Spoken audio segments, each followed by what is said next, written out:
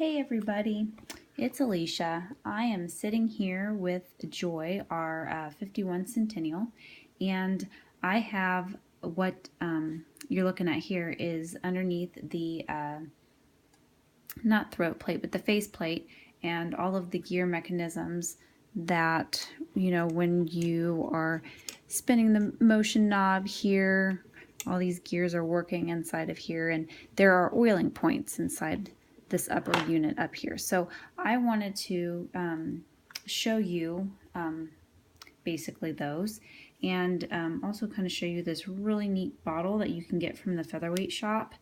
They sell it with the oil in the bottle, and the brass tip actually fits down inside the bottle so you can store it, and it's got like a little screw-on cap.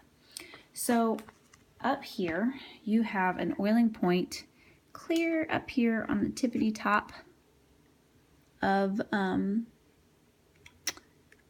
the uptake lever, and then there is another one right back here. There is actually a hole, and then you'll have one down here. There's another little hole, and then I'm just going to kind of keep going down in a straight line motion down here, and it just needs a drop of oil.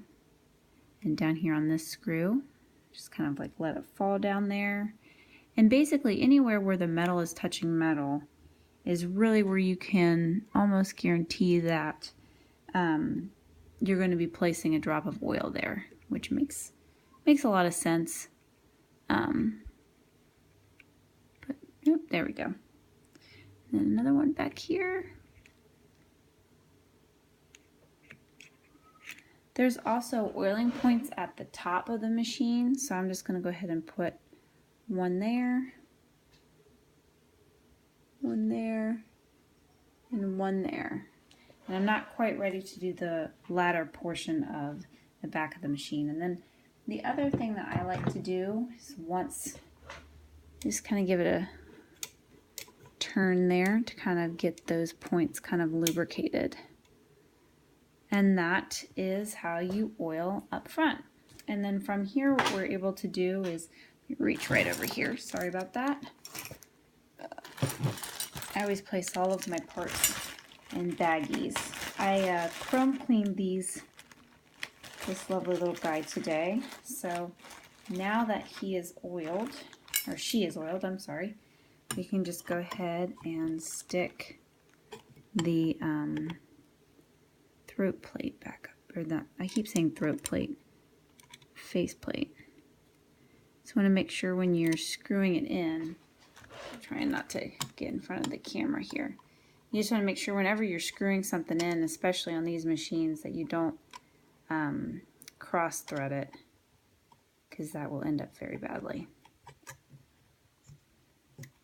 So look how gorgeous that is, and one thing down and a few more things to go, and she's well on her way.